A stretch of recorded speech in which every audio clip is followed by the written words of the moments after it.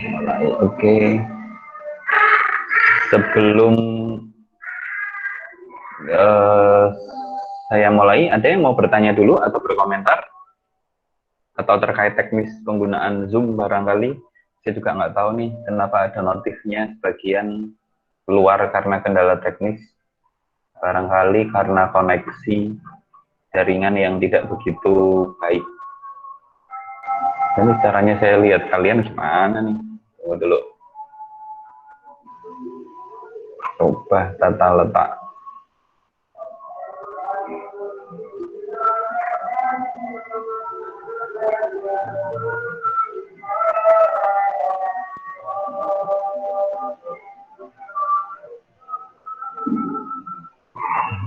Oke. Ini memang nggak ada videonya yang dihidupkan ya kalian ya? Ada, Pak. Ada. Tunggu dulu. Mbak Ada. Ayu, Mbak Ayu ya? Iya, Pak. Oke. Mbak Siti keluar. Oke. Oke deh. Saya lanjutkan dulu. Nanti diskusinya di belakang aja. Pada malam hari ini kita akan mendiskusikan mengenai corporate social responsibility. Saya tuliskan di chat.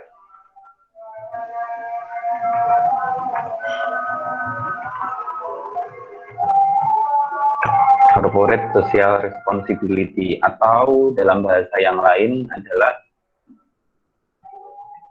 tanggung jawab sosial perusahaan kepada lingkungan.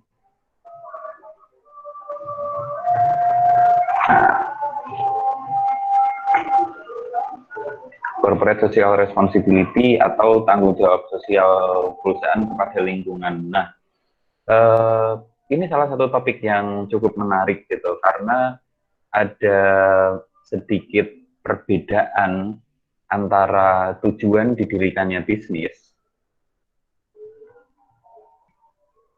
Ada yang tahu kawan-kawan ada 3 tujuan didirikan bisnis atau dilakukan bisnis? Memperoleh laba. Oke.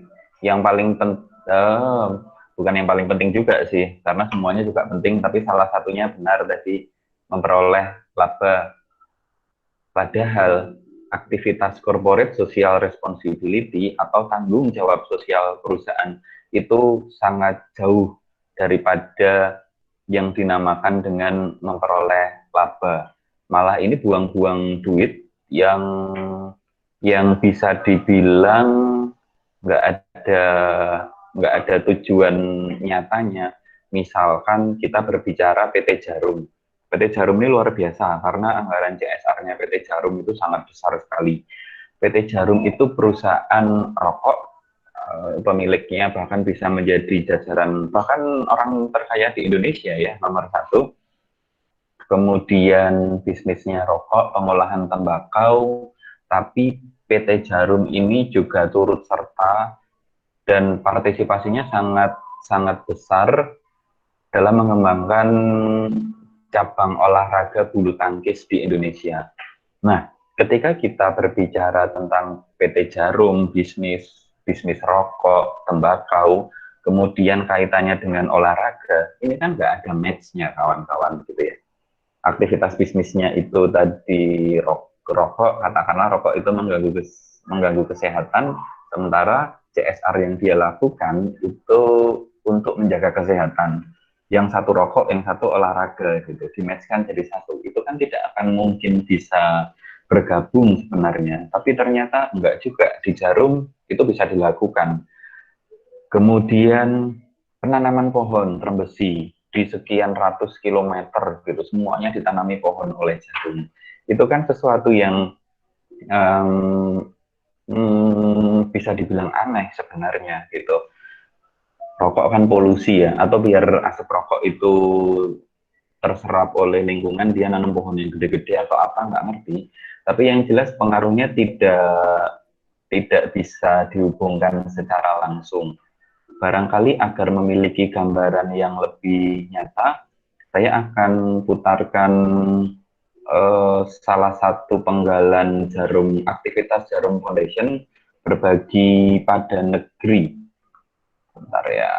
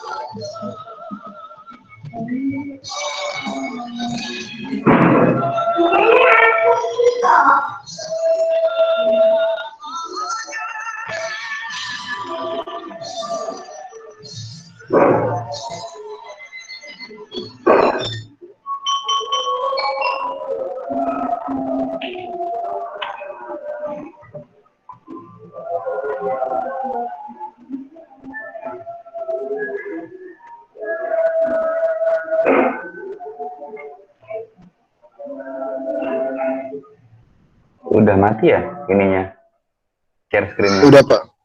Sudah, Pak. Oke, nah itu tadi aktivitas yang dilakukan oleh PT Jarum. Coba sekarang kita diskusikan bersama, kira-kira manfaatnya apa sih menurut kalian?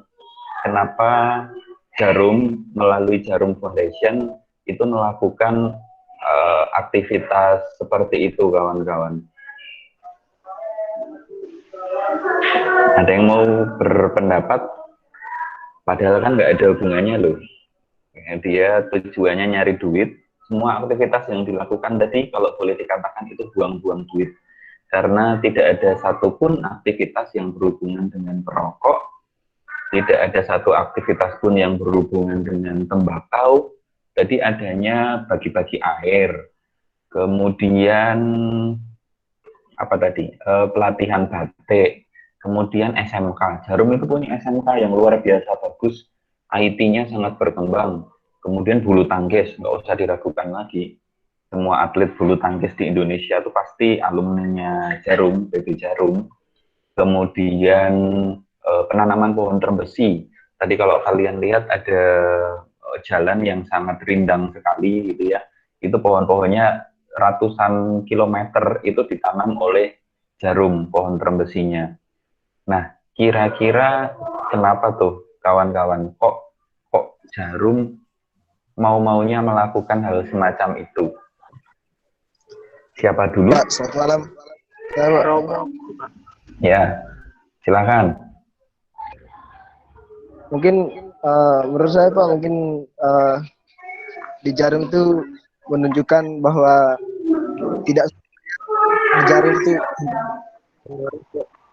Pak, Tidak apa, Mas? tidak selamanya tentang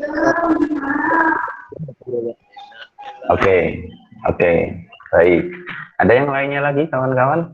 Melengkapi Mas Yon? Saya, Pak. Mungkin itu, Pak. Ya, oke, silakan. Siapa, Pak? Mungkin untuk mempertahankan kelestarian sumber daya yang ada di Indonesia, Pak.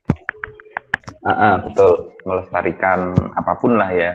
Kalau batik ya melestarikan kesenian batik, kalau bulu tangkis ya bulu tangkis.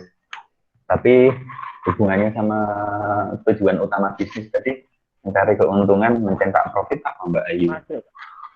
Masuk. Dengan itu warga Indonesia semangat untuk apa, Pak? Untuk melestarikan dan menjaga dan menanam. Soalnya kan di jarum itu kan salah satunya itu dari tembakau. Mungkin itu, Pak. Menanam apa? Kan nggak ada aktivitasnya yang berkaitan dengan tembakau. Tadi pohon trembesi yang ditanam jarum itu. Atau misalkan menanam pohon di lahan gundul misalkan, kayak gitu. Jadi nggak ada ininya Mbak Ayu sebenarnya, nggak ada sangkut pautnya langsung sama aktivitas bisnisnya perusahaan. Kayak gini loh, nanam pohonnya tuh.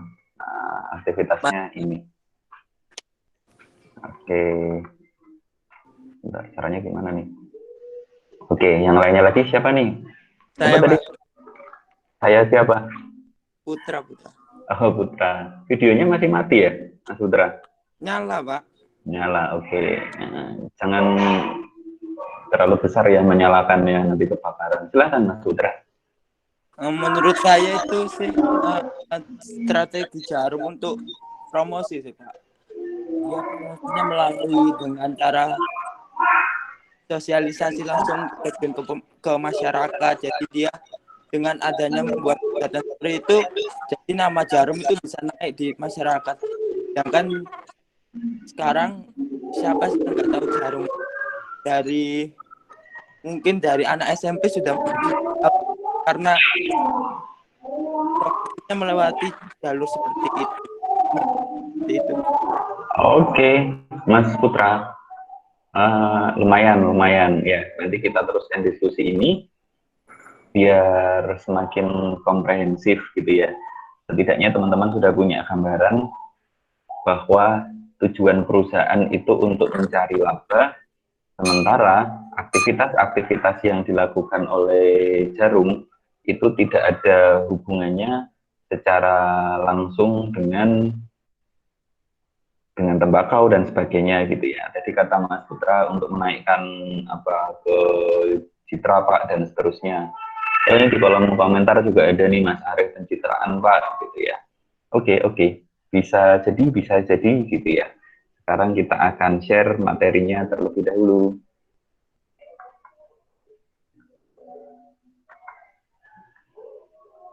Nah.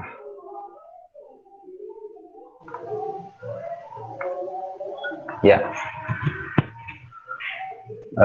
Latar belakang gambar yang saya gunakan di screen ini adalah penampakan dari udara apabila kawan-kawan itu menggunakan perjalanan pesawat udara, kemudian arah-arah Kalimantan, arah bagian Sulawesi, itu pasti kalian akan menjumpai fenomena seperti ini.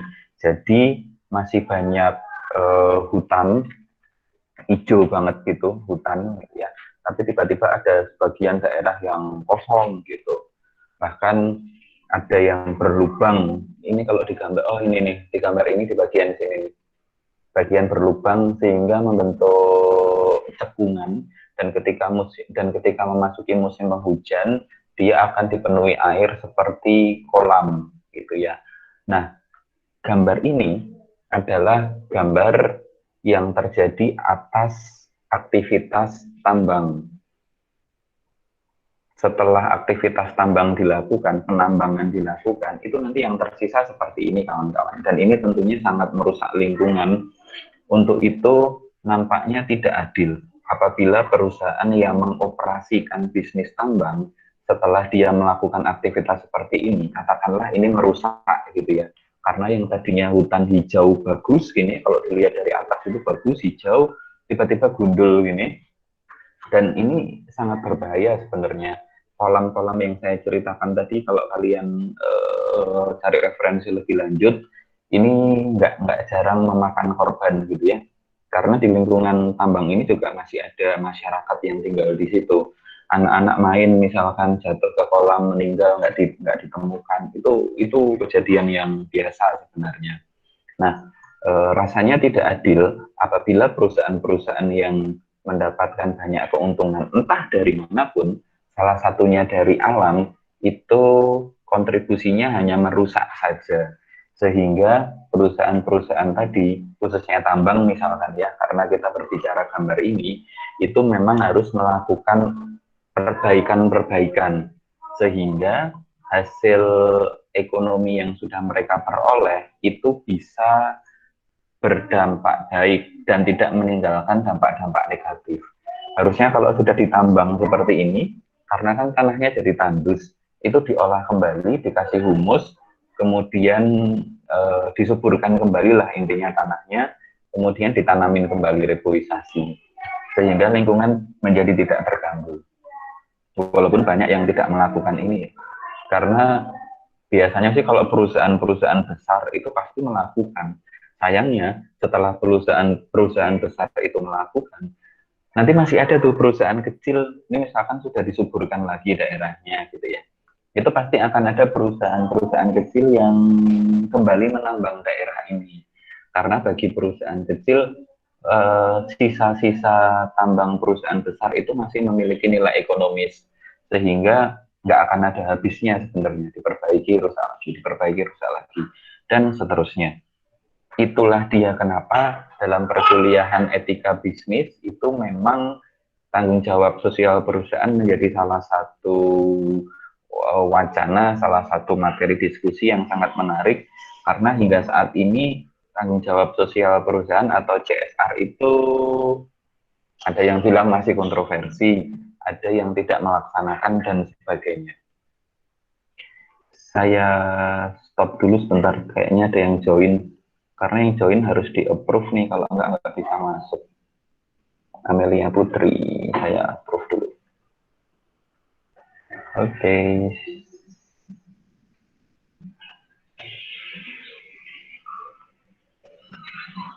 Bentar. Harus di-approve nih yang terlambat nih.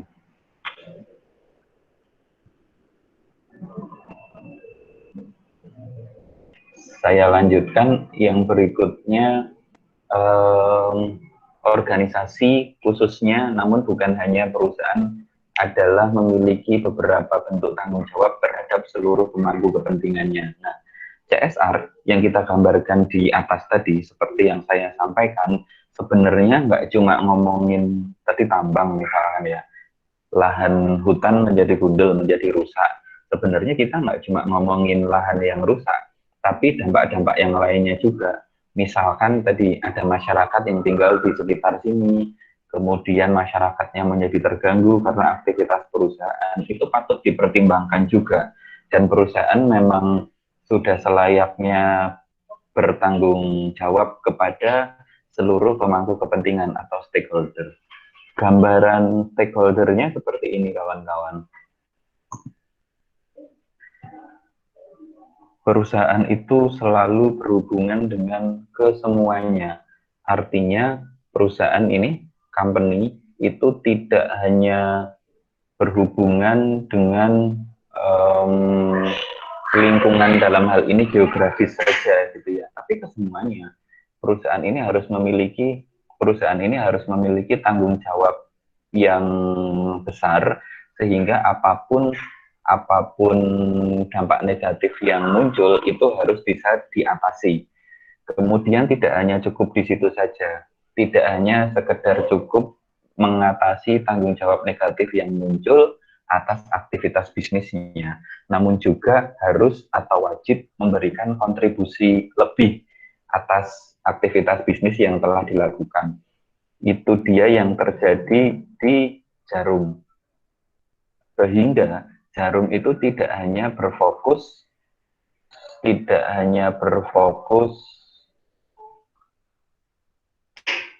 pada salah satu hal saja, namun pada banyak hal. Misalkan nih, sebelah kiri kebudayaan, tari-tarian, dia bantuin juga gitu ya, festival teater dan seterusnya gitu ya. Kemudian ada lahan yang gundul, dia ikut nanam. Kemudian di bidang pendidikan dia terlibat juga gitu ya. Tadi seperti yang saya sampaikan, punya SMK sangat bagus. Di bidang sosial lagi COVID, dia ngasih alat gitu, donasi 125 alat terapi oksigen ke rumah sakit rujukan COVID-19. Di bidang olahraga ada, di bidang lingkungan ada, di bidang semua bidang ada nih, sosial, budaya, pendidikan, lingkungan itu ada. Padahal harusnya Jarum nggak perlu sebegininya juga nggak apa-apa gitu ya. Salah satu jawaban kenapa Jarum ini musik ada juga ya, musik, teater, film, lengkaplah Jarum ini. Sosial, olahraga, lingkungan, budaya, pendidikan gitu, lengkap banget. Dan biaya yang dikeluarkan itu juga nggak sedikit gitu ya. Kemudian tadi sudah ada kawan yang menyampaikan gitu kan, untuk menaikkan citra perusahaan misalkan, betul, itu salah satu tujuan kenapa CSR ini perlu dilakukan. Karena ketika itu tidak dilakukan, jadi ini seperti dua mata pisau ya CSR. Dilihat dari sisi positifnya, dia memang membantu masyarakat gitu ya, membantu lingkungan. Namun apabila dilihat dari sisi yang lain, pada dasarnya aktivitas CSR sendiri merupakan aktivitas marketing, pemasaran gitu kan. Hubungannya ke para stakeholder tadi. Tunggu ya, saya cari video saya kok hilang. Gimana saya harus mengepin? Oh, ini dia. Ya. Stakeholdernya banyak gitu ya. Hubungannya tidak hanya ke lingkungan, tidak hanya ke hutan, tapi juga orang-orang yang terlibat di dalamnya. Kemudian ketika citra itu terbangun positif, misalkan ada orang yang merasa terbantu dengan Jarum, dengan kehadiran Jarum, maka orang itu akan berpendapat bahwa manfaatnya banyak ternyata Jarum gitu ya. Jarum ternyata baik gitu.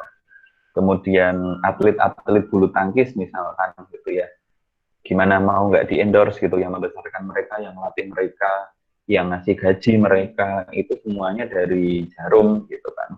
Sehingga memang ya sudah selayaknya apabila mereka membangga-banggakan Jarum.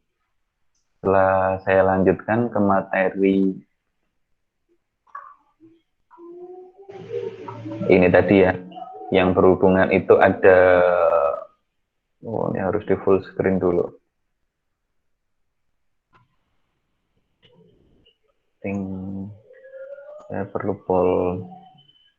Saya perlu pena, mana pena? Ya.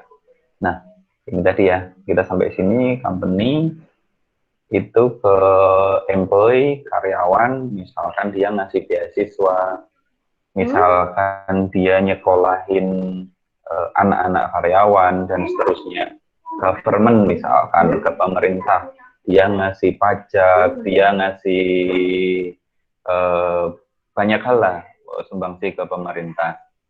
Ke customer, misalkan dia ngasih manfaat baik gitu, di kemasan produk-produknya selalu diberikan unsur-unsur edukasi. Kemudian ke manajer misalkan ke owner itu selalu dikasih value-value baik. Kenapa sih perlu bergabung dengan Jarum gitu? Karena manfaatnya apa sih ketika para manajer itu bisa menduduki posisi tertentu gitu. Kemudian ke shareholder, manfaatnya apa sih ketika menanamkan saham di Jarum gitu. Ke society, masyarakat, ke lingkungan, ke kelompok gitu. Ini misalkan tadi paling gampang ke PBSI. PBSI gimana nggak berterima kasih duitnya yang udah dikeluarkan Jarum banyak banget gitu kan. Dan memang itu wujud nyata memang Jarum itu membangun negeri dari sisi itu gitu ya. Kemudian ini salah satu gor yang dibangun oleh Jarum yang digunakan untuk atlet berlatih gitu ya. Dan atlet itu nggak cuman disiapin gedung gini doang, tapi termasuk gaji, kemudian makanan atlet kan nggak makanan sembarangan ya, makanan bergizi, dokternya dan seterusnya itu semua dicukupi selama ini oleh Jarum gitu. Dan bagi Jarum juga nggak masalah karena sebesar-besarnya Jarum mengeluarkan uang gitu ya, pemasukan yang diterima oleh Jarum itu jauh lebih besar daripada itu. Ini tadi sudah kita bahas, Jarum itu sumbangan sosialnya ada, olahraga ada, pendidikan ada. Kemudian ini yang nanam pohon terbesi tadi, ini yang kalau ada acara teater dan seterusnya gitu ya. Ini atlet-atletnya Jarum. Nah, sebenarnya perusahaan itu bisa aja sih nggak melakukan aktivitas CSR. Tapi seiring berjalannya waktu, undang-undang yang mendukung terlaksananya CSR ini banyak sekali kawan-kawan gitu ya. Ada, dan ini terus-terusan muncul undang-undang yang membuat perusahaan itu harus melakukan aktivitas CSR. Kalau perusahaan swasta sih mungkin masih bisa ya, bisa enggak gitu ya. Tapi kalau perusahaan milik negara, BUMN, itu pasti CSR-nya besar-besar. Bahkan perusahaan milik negara itu BUMN ya, itu dulunya punya semacam penghargaan CSR Award gitu ya. Sampai hari ini masih ada. CSR Award itu diberikan kepada perusahaan-perusahaan yang pelaksanaan tanggung jawab sosial perusahaan kepada lingkungannya bagus. Dan itu sudah dikategorikan. Misalkan PT Telkom itu masuk grade kategori apa sih gitu ya. Copper hijau dan seterusnya, gold gitu ya, PT Antam dan seterusnya. Dan itu duitnya banyak sekali kawan-kawan gitu ya. Puluhan miliar uang yang dikeluarkan oleh perusahaan BUMN besar kaitannya dengan aktivitas CSR ini. Kemudian undang-undang tadi udah ya, apalagi dengan munculnya undang-undang semacam ini. Dan ini undang-undangnya banyak banget loh. Semakin ke sana, regulasi yang mengatur tentang CSR itu semakin banyak. Nah, sementara itu, apabila kita melihat negara-negara maju, Jepang, Amerika, dan seterusnya gitu ya, aktivitas CSR ini justru tidak sebegitu ketat, namun perusahaan itu sudah dengan sendirinya mengalokasikan sebagian keuntungannya itu memang dikembalikan ke masyarakat. Oh, kelupaan saya.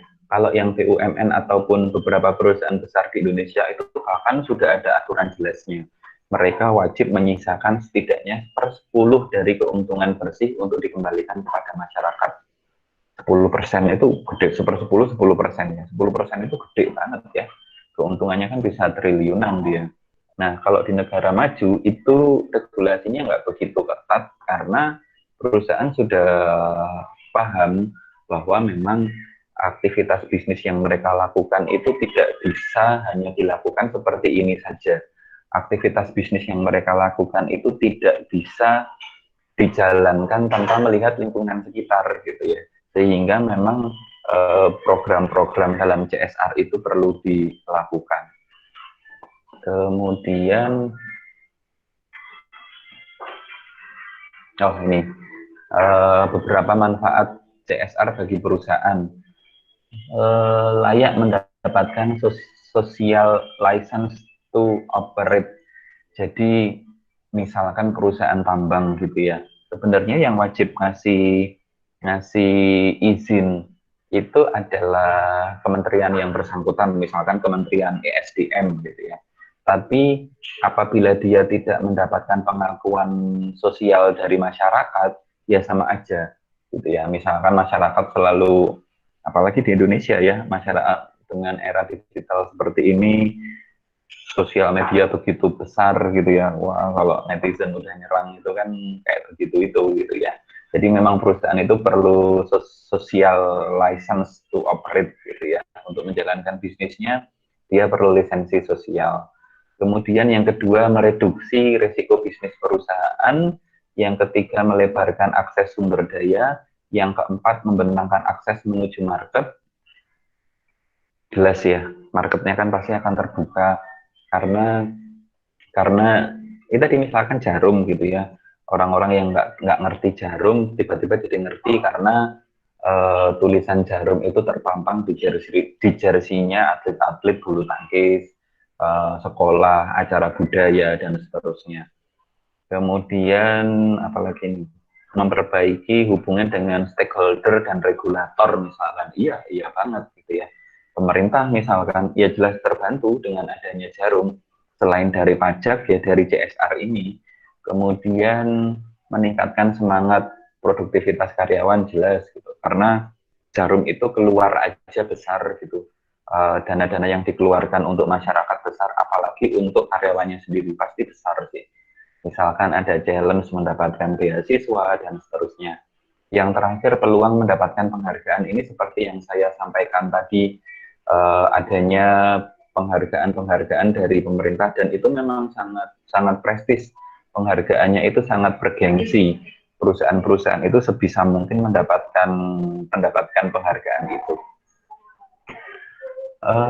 Ada pertanyaan terkait dengan tanggung jawab sosial ini? Kita diskusikan kembali. Materinya cukup sampai situ ya kawan-kawan ya. Ada perusahaan yang menurut kalian bagus nggak pelaksanaan CSR-nya dan itu wajib ditiru oleh perusahaan yang lainnya? Selain jarum ya, dari tadi kita cuma ngomongin jarum, padahal enggak. Kalau kita buka, hampir semua BUMN itu CSR-nya bagus, hampir semua ya. Karena juga enggak semua BUMN itu dalam posisi menguntungkan. Ada juga yang merugi. Ini saya baca di chat Putra Ari. Berarti perbedaan ya dengan Indonesia hanya kesadaran tiap perusahaan. Balasannya iya. Tapi nggak ada masalah sih, Mas Putra dan kawan-kawan yang lainnya. Mau iya, mau enggak, itu memang tugas pemerintah sebenarnya. Kalau perusahaannya banyak yang nggak sadar, pemerintah selaku fungsi eksekutif, selaku pelaksana program pemerintahan ya wajib mengeluarkan semacam itu, gitu ya. Tidak hanya pemerintah, di regulator juga seperti itu. Di DPR juga harus kayak gitu. Kalau memang, karena nanti lama-kelamaan masyarakat akan terbiasa sih. Di negara maju kenapa undang-undangnya nggak banyak yang mengatur tentang CSR karena udah bagus. Tapi kalau belum bagus ya akan dikeluarkan undang-undang yang banyak. Di Asia, di Indonesia khususnya misalkan pelaksanaannya belum begitu bagus sehingga memang perlu dikeluarkan undang-undang yang sangat detail. Itu nggak ada masalah sih. Yang penting semuanya bisa dilaksanakan dengan baik, itu aja gitu. Sehingga proses bisnis yang beretika itu memang menjadi terlaksana dengan baik. Saya kira itu. Kemudian untuk absennya saya cek dulu ya.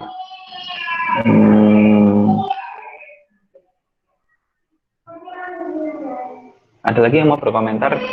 Kalau misalkan mau komentar di komentar kayak Mas Putra tadi boleh. Saya ini ya, sembari menjawab pertanyaan dari Mas Arif, link absennya saya masukkan di chat. Kemudian di absen hari ini tetap sama ya, di capture ya kawan-kawan ya. Di capture dalam posisi video kalian kebuka. Itu kan nanti akan kelihatan jamnya gitu. Kemudian pengisian absennya juga ternyata saya sangat mudah kok. Jam itu nggak saya masukkan karena saya bisa dengan mudah melihat kalian mengisi absen itu jam berapa. Kemudian apa tadi? Oh, komentar Mas Arif. Mengapa ini kalau absen lagi pada capture terus senyum-senyum gitu ya kalau kalian mau kirim capture gitu ya. Ini banyak banget yang senyum-senyum. Ya nih Mbak Olvi, ya Mbak. Loh, ini kok Adam Mbak atau Mas? Kok dari cewek? Senyum baru di capture gitu ya, biar kelihatan bagus. Ya silahkanlah Mbak Rike gitu ya. Pokoknya kuliah ini menyenangkan karena ini bukan kuliah, ini cuma main-main aja. Kalau main-main kan menyenangkan, kalau kuliah kan menderita ya kalian. Tadi apa sih? Oh, Mas Arif. Mengapa perusahaan Jarum saja yang besar namanya tidak demikian pada petani tembakau kita? Semoga petani Indonesia semakin jaya gitu. Secara teknis saya nggak ngerti ya yang terjadi itu apa, tapi memang ada ada permasalahan gitu antara Jarum dengan petani tembakau. Tapi mungkin terkait regulasi pemerintah atau apa, saya nggak tahu lah gitu. Dan Jarum yang kita bahas tadi baik dari sisi yang dia sampaikan gitu ya, misalkan dia nanam pohon di sekian ratus kilometer itu baik gitu ya. Perkara nggak baiknya ya pasti ada lah gitu. Tapi sementara ini yang kita diskusikan yang baik-baik aja lah. Semua perusahaan itu yang baik-baiknya gitu. Karena kalau mau ngomong yang nggak baiknya, ya udah jelas Jarum itu kan perusahaan rokok ya. Mana ada rokok yang menyehatkan, kan nggak ada. Terapi rokok sembuh dengan rokok itu kan nggak ada kawan-kawan gitu ya. Seperti itu, absennya jangan lupa. Kemudian siapa nih? Mas Dio kok belum komentar ya Mas Dio? Ada nggak nih Mas Dio? Biasanya kan Mas Dio di kelas ini siapa lagi? Mas Putra udah tadi. Ada yang mau berkomentar? Mohon maaf Pak, bisa buka linknya. Ada tulisannya sementara pertanyaan dialihkan di YouTube, itu maksudnya gimana? Oh iya, jadi terima kasih Mbak Yunita, karena kamu tadi mohon maaf, maka saya maafkan gitu ya, walaupun belum lebaran.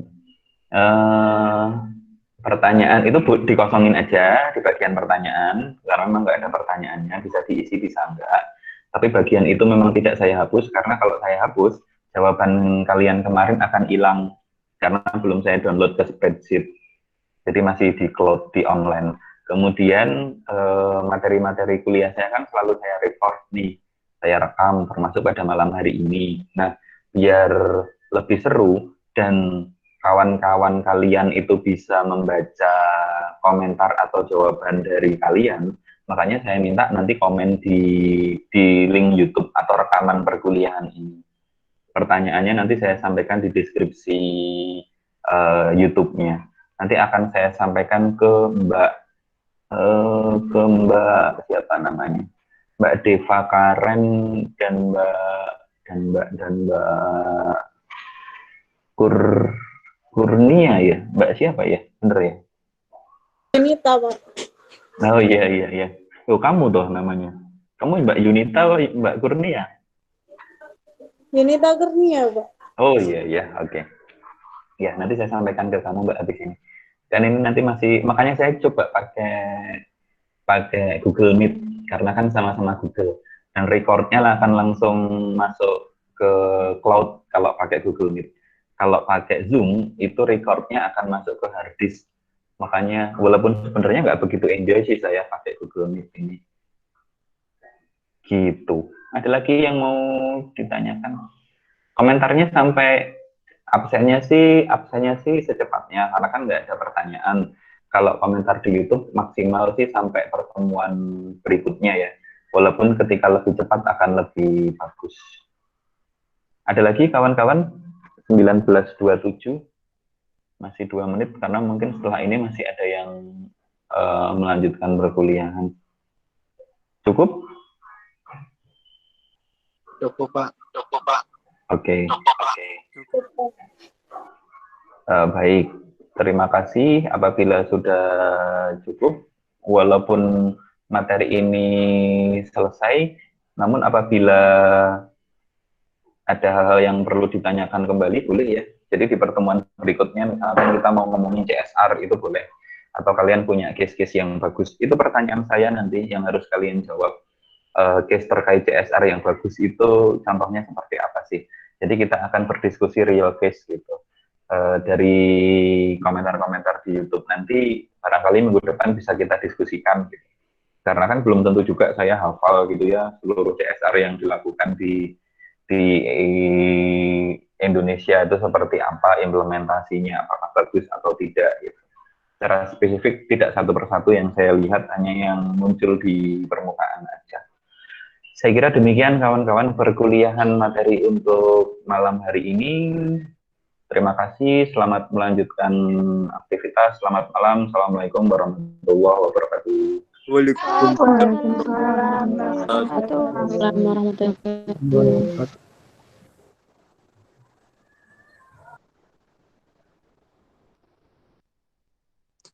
Waalaikumsalam.